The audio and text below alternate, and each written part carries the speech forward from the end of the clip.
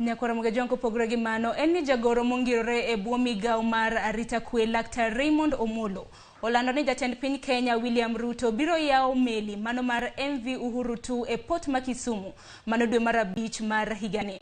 Gino mabiro kelo kata bero ohala mar nimbe. Omolo wacho ni jatend piny biro tenore gi jotend migepe mamoko ka olero ni tend sirkal mamalo oikore mar jiwo malo ohala e namb lolwe mar medo bero arita kwe ne ber lupo kod chenro mag wuoth. MV Uhuru II mane oger e Kenya Shipyards Limited nigi thuolo mar ting'o nyaka osigo 22 ka otiyo gi mo maromo lita milion 2. Kamano e yie mokwongo e loso e piny Kenya. Jatend piny William Ruto mkadamna jatend piny Kenya machon Uhuru Kenyatta ne oyango gedo makamano. We expect the other presidents from the region to participate in that. There is the famous Lake Victoria Ring Road, which is in the pipeline, and that will be connecting the counties along the lake, starting all the way from Busia down to Migori.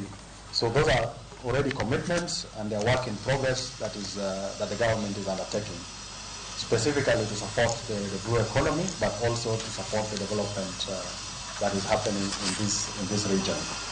Most recently, in the President's visit, there are engagements and there are commitments as well that have been made. Still within the lake, there is a rehabilitation of the piers in Homa Bay County, that is in Kindu Bay, in Homa Bay, and Beta. And all this will go a long way in improving the state and the activities that we are having conversation on today.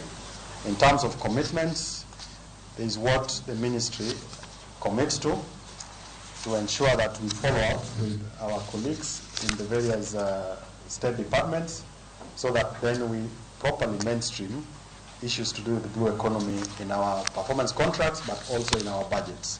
There is what within my state department we are already doing with the Kenya Coast Guard services, just to support in the improvement of security within our waters. And with the regional team led by the regional commissioner and the county commissioner present here, we are also supporting the activities of all the other agencies, including those in the private and public sector, just to ensure that we have a good environment for us to prosper.